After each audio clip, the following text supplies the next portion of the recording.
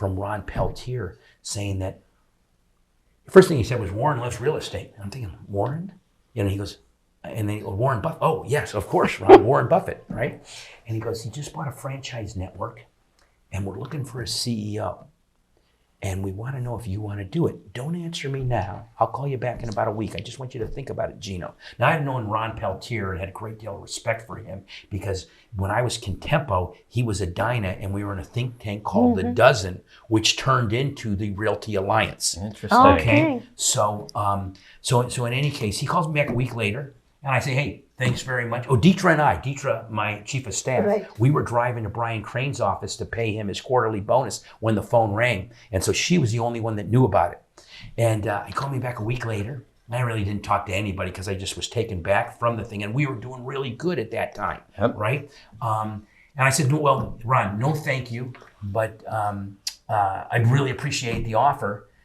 And then I said, and by the way, wouldn't it be strange if I owned an independent and I was the CEO of a brand? Then he said something that changed the paradigm. He said, well, Warren said, if you accept this position, we'll make that transition possible for you and buy Intero. Okay?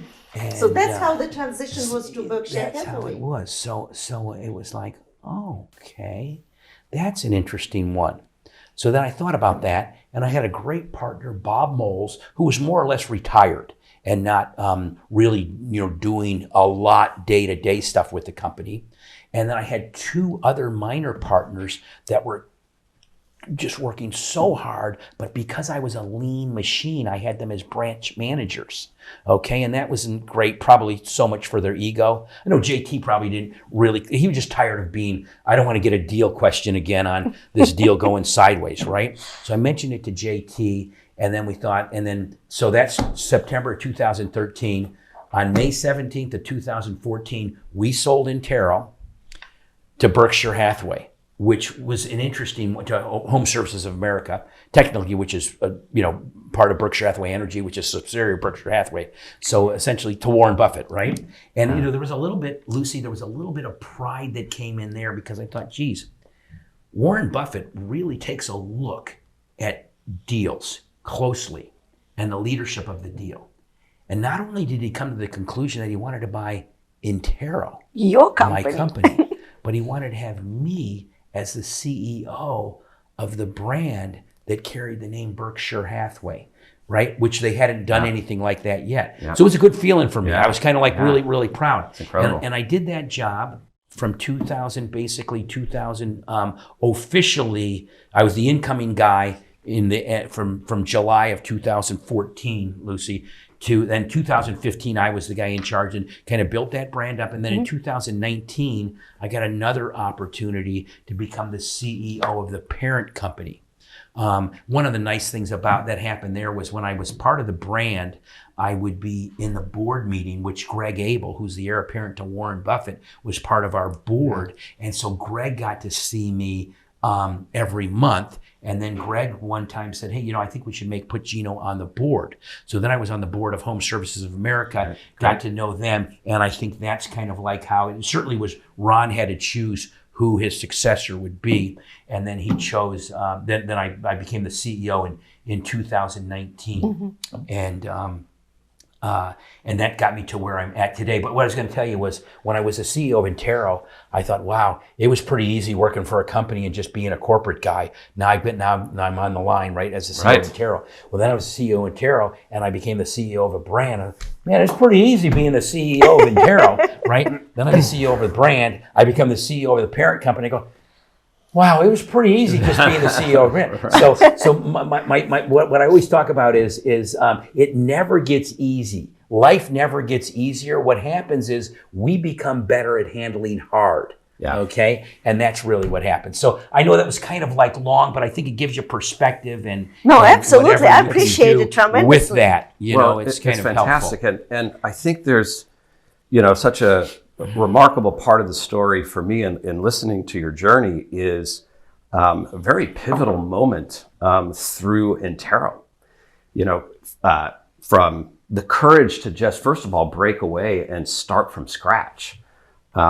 That doesn't come easy. Yeah, and the crazy thing was is we were remodeling our house, so I virtually had no house and no office at the same time, which is just kind of wild. But all the confidence that comes with ignorance, that you just don't know, you don't know what you can't do. I mean, I was stating in public, I'm going to create the greatest real estate company in the history of the world. You know what I mean? And that's a bold thing to say. Yeah. But it was a great experience. I got a great guy that came in, Jerry Hotman, that came in and provided the capital. So if you got some knowledge and some ambition and money, you may become a little bit dangerous, right? Right. But we did it. I believe we did it a great way, one agent at a time. And in this room, every agent that joined Intero and came into this room that we're in today and spent an hour and a half with me giving the Intero story, where I told the whole story. I went over the vision statement. I went over all 15 of those values, the pyramid, our theme for the year, everything right there. And it was like, don't come to Intero, just like we don't come to HomeServices. Don't come to Intero to retire. Don't come to Intero for a lateral move.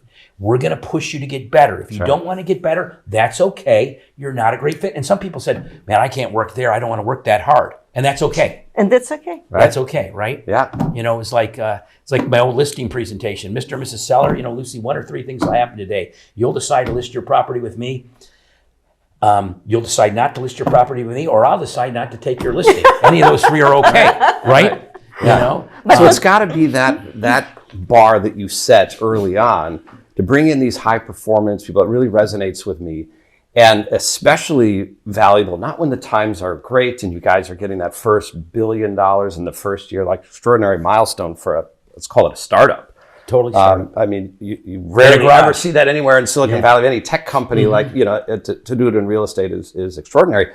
But I'd say perhaps even more extraordinary is when the markets turned, right? When the economy went south and you got to dig deep, right? And to be able to dig deep, pull through that, and come all the way out the other side of the journey, and then be acquired by Berkshire Hathaway. Like what an extraordinary story. Yeah, we hadn't really ever lost any money. At least at worst, we'd break even in a real estate company. And when we closed on April 7th of 2007, the day that the actual negatively amortized adjustable rate subprime mortgage made its shift, and the whole thing started to go. And I can remember losing $3.5 million in 2007 and thinking, I think we'll be okay. And then losing $4.5 million in 2008 and being down to the end. In fact, I believe there's a guy, Bob Gianfrido, who was my local banker, that saved us, because I was every week at the principal's office. I called it talking to the bank, because while we never missed a payment, we were definitely out of covenants. And I was having dinner. Kevin Moles, Bob Moles' brother, and then we were all partners together. Kevin Moles and I are March birthdays, so we would always go out for birthday. And I'm sitting there at Morton's in downtown San Jose with Kevin. Phone rings. It's Bob. Okay, he knows me and Kevin are having dinner. I'll take it. Phone rings again. It's Bob. I still passed on it. Now, and I always take Bob's call. He was best friend. We're best friends and things like that. But he knew what we were doing, and we're trying to enjoy our dinner. We're celebrating birthday. Celebrating a birthday, even though we're basically going broke, right? We were on our way to growing broke, right? This is in March of that year, right?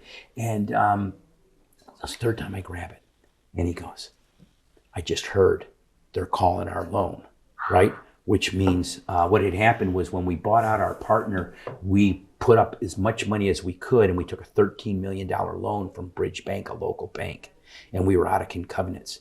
But I think somehow there was a divine intervention. The one of the main guys there, Bob Gianfrido, I think he totally went to bat for us, because he said, Bob, we never missed a payment, and we were not ever going to miss a payment, right? And I go, it'll just look bad. It'll look bad for the bank. It'll look bad for all of us, right? And they didn't call the loan, and we were able to